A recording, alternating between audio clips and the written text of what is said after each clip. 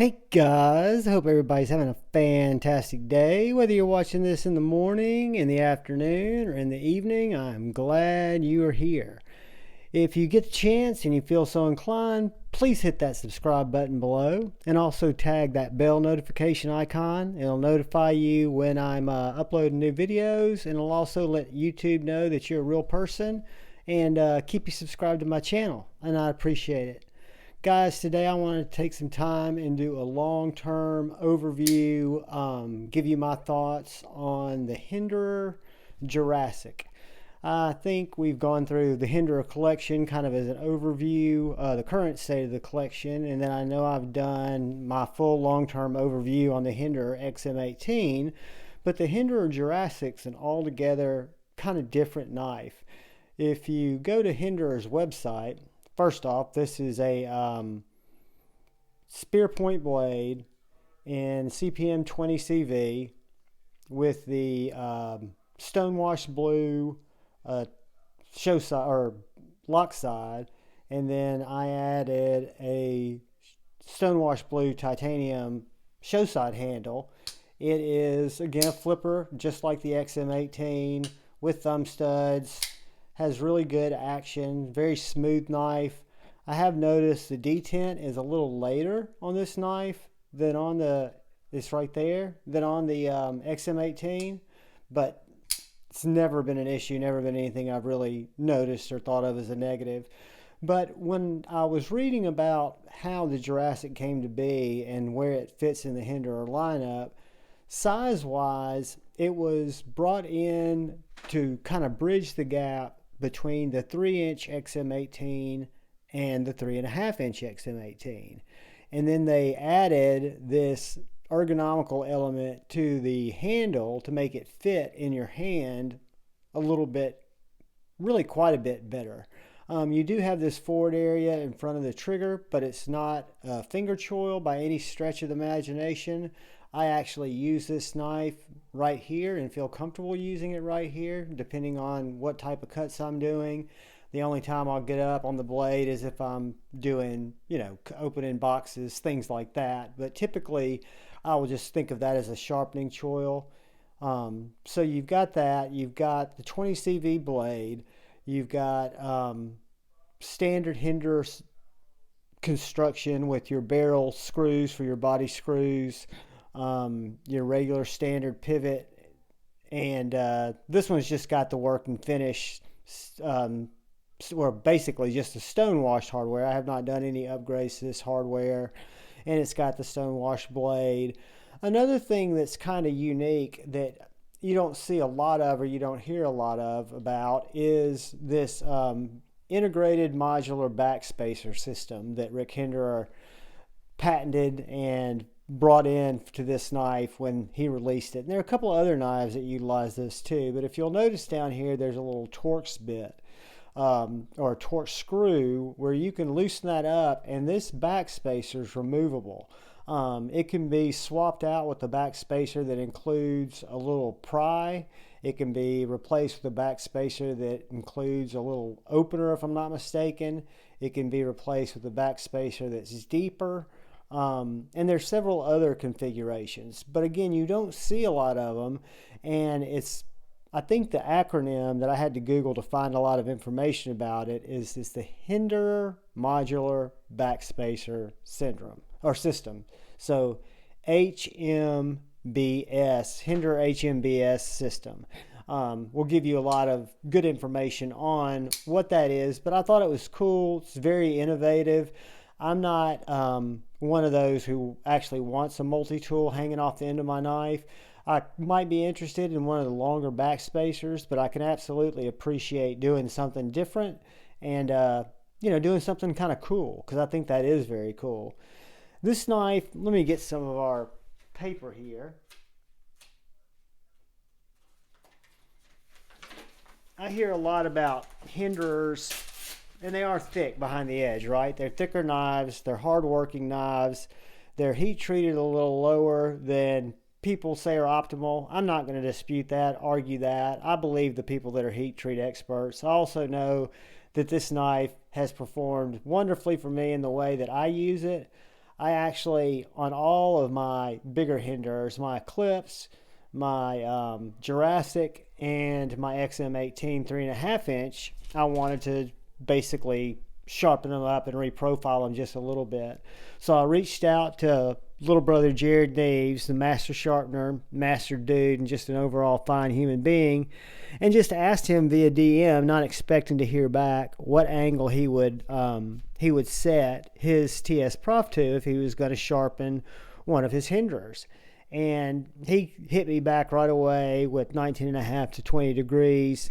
So I went ahead and basically sharpened the Hinderers at 20 degrees. This is again the spear point.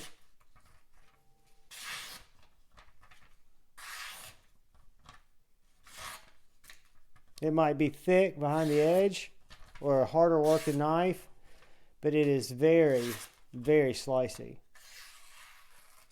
And the steel, this is 20 CV. This is not Magna Cut. I've got Magna Cut on my half track. Felt very, very nice on the stone. I mean, it did feel like it was, to me, it felt like a solid heat treat. Again, I don't and haven't researched the 20 CV. I'll probably am one of those few people that wouldn't really know the difference, but I'll let y'all know if this dulls in the next few months. But again, this is a Hinderer Jurassic. It's a made in the USA knife. Whether, again, this goes back to when I do long-term overviews of my reviews or of my Medfords. I can draw the distinction between the maker and the knife. If I love a knife, if a knife makes me feel a certain way, I'm going to share that with you. If a knife sucks, but I love the maker, I'll share that with you. If there's been some questionable behavior from the maker, in Rick Hinderer's case, I'm sure everybody's heard about the discussion between the shop manager and Brian at Transparent Knives, and I think everybody can agree that that was wrong. And I've also heard a lot of things about Rick Hinderer doing other things that were less than professional or less than pleasant. I can only speak from my experience, guys, and the only conversations I've had with Rick have been at Blade Show, where he took a lot of time, was very kind to me. At the time, I didn't have a channel. I was just a guy standing there amongst a whole sea of people, and I found him, just to be a decent human being. Again, I'm not saying he is. I did not have nearly enough time to get a true judge of character, but again, I'm talking about the knife, not the person.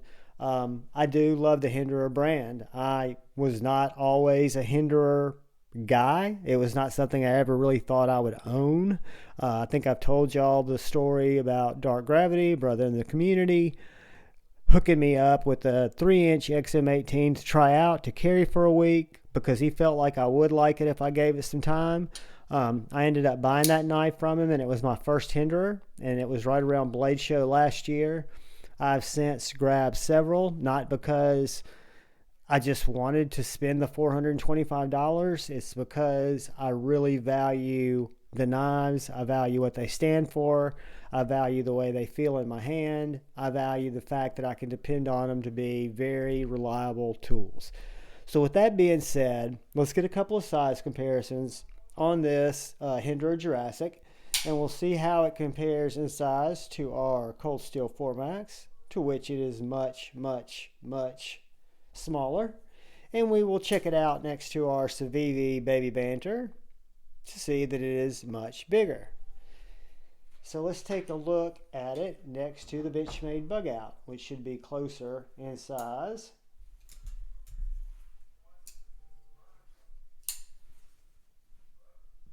Those almost match. It's going to be a little bit longer, about a 1/4 inch longer than the Benchmade Bug Out. I think I've got a Paramilitary 2 over here. Looking at that, I can tell it's going to be smaller than the Paramilitary 2 by quite a bit. So what I thought we'd do is look at a 3-inch Hinderer XM-18 and a 3.5-inch XM-18 to see how that size difference really looks in person. So here's a 3-inch XM-18 Warncliffe. Again, the handle and the blade is going to be the same size. And here is a 3.5-inch Spanto. So it looks to me from a use standpoint, it does pretty much split the size of those knives. So it does fall right in between the XM-18 3-inch and the XM-18 3.5-inch. But this is, again, guys, the Hinderer Jurassic. I've noticed these have been coming in occasionally at USA Made Blades. I've also seen them come in at E-Knives, and I'm sure they come in periodically at other retailers, or you could watch Rick's site, or if you're at Blade Show and you're interested in handling this knife, holding this knife, check it at the Hinderer booth. If you see me walking around Blade Show, there's a good chance this will be one of the knives that I have on me. I can't promise that, there's no telling, but I'd be happy to let you check it out. Guys, I appreciate you coming and watching my videos. You don't know how much it means to me. I really value the community and value every single one of you, whether I see you in chats or whether you're hanging out on the channel during my live streams or just watching my content, guys. And I do feel terrible about, I see everybody's comments. They come through my phone as alerts.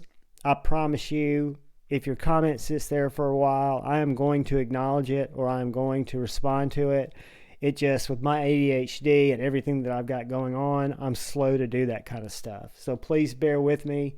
Please, if you're inclined, subscribe below. If you like the content, give me a thumbs up or a thumbs down, or feel free to comment and tell me what you'd like to see on the channel.